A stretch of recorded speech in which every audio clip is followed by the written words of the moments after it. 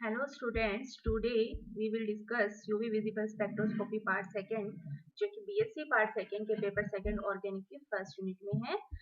Today we will discuss chromophore, auxochrome and absorption and intensity shifts के बारे में study करेंगे।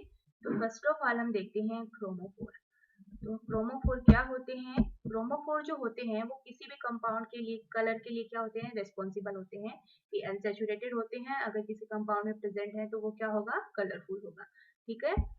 तो the part of a molecule responsible for imparting colour is are called as chromophores, या इसको हम ऐसे भी डिफाइन कर सकते हैं the functional groups containing multiple bonds capable of absorbing radiation above 200 nanometer due to n to pi star transition and pi to pi star transition। Unsaturation या multiple bonds के कारण इसमें क्या होता है? या तो n to pi star transition होता है या फिर pi to pi star transition होता है या फिर दोनों ही होते हैं। ठीक है। तो ये क्या है? किसी भी मॉलिक्यूल के कलर के लिए क्या है? रेस्पॉन्सिबल है कौन? क्रोमोफोर। इसके एग्जाम्पल में देखते हैं हम NO2, NO, C double bond O, C double bond N, C triple bond N, C double bond C, C double bond S, etcetera. फिर हम देखते हैं ऑक्सोक्रोम। ऑक्सोक्रोम क्या होते हैं? किसी भी कंपाउंड के कलर के लिए रेस्पॉन्सिबल नहीं होते, बट ये अगर क्रोमोफोर के साथ में प्रेजेंट है तो उसकी कलर की जो इंटेंसिटी है उसको क्या कर देते हैं? इंक्रीज कर देते हैं। मतलब कलर को क्या कर देते हैं? और भी ज्यादा गहरा कर देते हैं। ठीक है। तो ये खुद अगर अकेले प्रेजेंट हो तो वो उसके कलर के लिए रेस्पॉन्सिबल नहीं है। इसकी किसके साथ में प्रेजेंट होनी चाहिए? क्रोमोफोर के साथ में उपस्थित है, तभी ये क्या है? कलर के लिए रेस्पॉन्सिबल है। और ये कैसे मॉलिक्यूल होते हैं?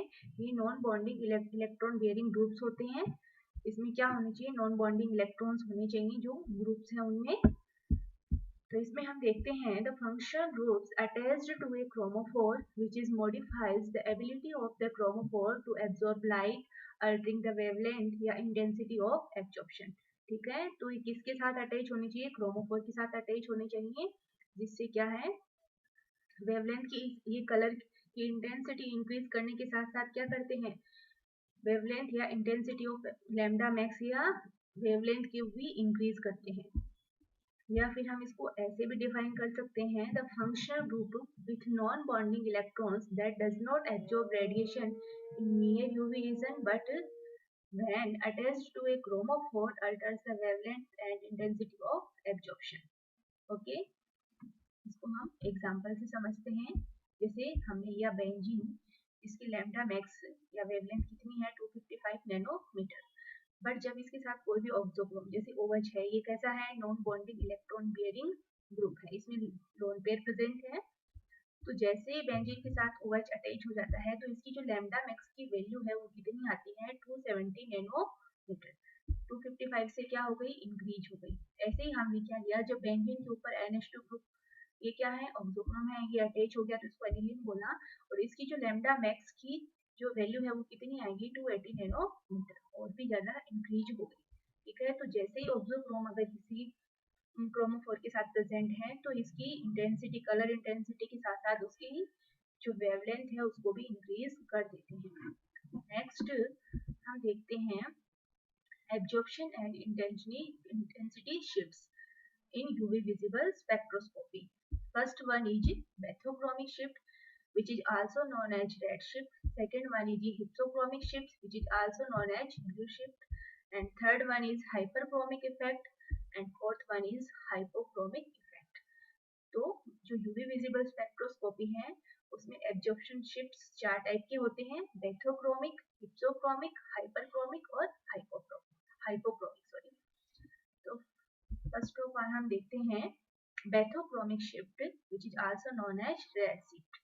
ठीक है। इसको रेड शिफ्ट क्यों कहते हैं? क्योंकि हमें पता है जो कलर्स की वेवलेंथ का ऑर्डर है वो होता है विब जोर। ठीक है। तो आर जो रेड कलर की जो वेवलेंथ होती है वो सबसे ज्यादा होती है। और बेथोक्रोमिक शिफ्ट में क्या होता है? लैम्डा मैक्स किसी ग्रुप के ऐड होने से इंक्रीज हो जाती है। तो वो कैसे भी हो सकता है, ऑक्सोक्रोम के अटैच होने से भी हो सकता है, या फिर सोलवेंट इफेक्ट, कॉन्जुगेशन इंक्रीज होने के साथ भी इन सब से लैम्डा मैक्स क्या होती है? इंक्रीज होती है। तो इसी कारण लैम्डा की वैल्यू रेड की तरफ शिफ्ट होने के कारण ही इसको क्या कहा जाता है? रेड शिफ्ट कहा जाता है। तो इसमें हम देखते हैं when absorption maxima lambda max of a compound shifts to longer wavelength it is known as bathochromic shift या रेड शिफ्ट। लैम्डा मैक्स है वो इंक्रीज होती है, ठीक है, किसी भी कंपाउंड में। इफेक्ट, ये इफेक्ट किसके कारण होता है? ऑक्सोक्रोम या सॉल्वेंट इफेक्ट, कॉन्जुगेशन, किसी इनमें से जो भी उस कंपाउंड में अटैच है उनकी प्रेजेंस के कारण होता है। The effect is due to presence of an oxochrome या by the change of solvent। इसका एग्जांपल है an auxochrome group like OH, जो क्या है? ऑक्सोक्रोम है, non bonding electron bearing group है। OCH3, ये भी ऑक्सोक्रोम है, causes absorption of compound at longer wavelength। ये क्या है? इसको longer wavelength की तरफ इसके कंपाउंड की एब्जॉर्प्शन जो लैम्डा मैक्स है उसको शिफ्ट कर देते हैं। फिर नेक्स्ट हम देखते हैं hypsochromic shift, which is also known as blue shift। When absorption maxima lambda max of a compound shifts to shorter wavelength, it is known as hypsochromic shift या blue shift। जब किसी कंपाउंड की जो lambda max है वो shorter हो जाती है, कम होती है किसी भी ग्रुप के ऐड होने से, तो उसको क्या कहते हैं? hypsochromic shift या blue shift। ब्लू कलर होता है, उसकी जो लैम्डा होती है वो सबसे कम होती है, तो ये ब्लू की तरफ शिफ्ट हो रही है, कम हो रही है, इसलिए इसको क्या कहते हैं? ब्लू शिफ्ट भी कहते हैं, ठीक है। तो ये उसका अपोजिट है बेथो का एकदम, इसमें इंक्रीज होती है और इसमें क्या होती है? डिक्रीज होती है। तो ये कैसे होता है? उसमें तो क्या होता है, कोई भी ऑक्सोक्रोम अगर ऐड हो जाए या फिर कॉन्जुगेशन बढ़ जाए या फिर सॉल्वेंट इफेक्ट, इसके कारण क्या होती है? उसकी इंक्रीज होती है। अगर इन सबका रिमूवल कर दे, कॉन्जुगेशन हटा दे, उसको भी रिमूवल ऑफ ऑक्सोक्रोम भी कर दें या फिर सॉल्वेंट इफेक्ट को भी रिमूव कर दें या चेंज कर दें, इससे भी क्या होगा? hypsochromic shift। तो इसमें है the effect is due to presence of and group causes removal of conjugation या by the change of solvent या फिर removal of oxochrome। इससे क्या होगी? लैम्डा मैक्स की जो वैल्यू है वो क्या हो जाएगी? डिक्रीज हो जाएगी। नेक्स्ट हम देखते हैं हाइपोक्रोमिक इफेक्ट। ये वो दोनों तो लैम्डा से रिलेटेड थे और ये किससे है? एब्जॉर्प्शन इंटेंसिटी एप्सिलॉन से रिलेटेड है, ठीक है। तो जो हाइपरक्रोमिक इफेक्ट होता है, इसमें क्या होता है? जो कोई भी कंपाउंड है उसकी एब्जॉर्प्शन इंटेंसिटी एप्सिलॉन वो इंक्रीज होती है, तो इसी को क्या कहते हैं हम? Hyperchromic effect, sorry. When absorption intensity epsilon of a compound is increased, it is known as hyperchromic shift। ठीक है, तो किसी भी कंपाउंड की जब एब्जॉर्प्शन इंटेंसिटी इंक्रीज होती है तो इसे हाइपरक्रोमिक इफेक्ट कहते हैं। If auxochrome introduce to the compound the intensity of absorption increases, ठीक है। जैसे इसका एग्जांपल हमने लिया है पिरिडीन, जिसकी लैम्डा मैक्स की वैल्यू है 257 नैनोमीटर, और इसकी जो एब्जॉर्प्शन इंटेंसिटी है वो है 2750, ठीक है। और फिर हमने इसमें 2 मिथाइल पिरिडीन, 2 पोजीशन पे मिथाइल ग्रुप लगा दिया है, इसकी लैम्डा मैक्स इंक्रीज हो गई 260 नैनोमीटर, और ये भी क्या हो गया? एब्जॉर्प्शन इंटेंसिटी कितनी हो गई? 3560, ये भी क्या हो जाती है? इंक्रीज हो जाती है, ठीक है। तो मोलर एब्जॉर्प्शन इंटेंसिटी इंक्रीज होना क्या है? Hyperchromic effect. नेक्स्ट हम देखते हैं hypochromic effect. When absorption intensity epsilon of a compound is decreased, it is known as hypochromic effect या shift, कुछ भी कह सकते हैं। तो इसमें उसका एकदम अपोजिट होता है हाइपर का।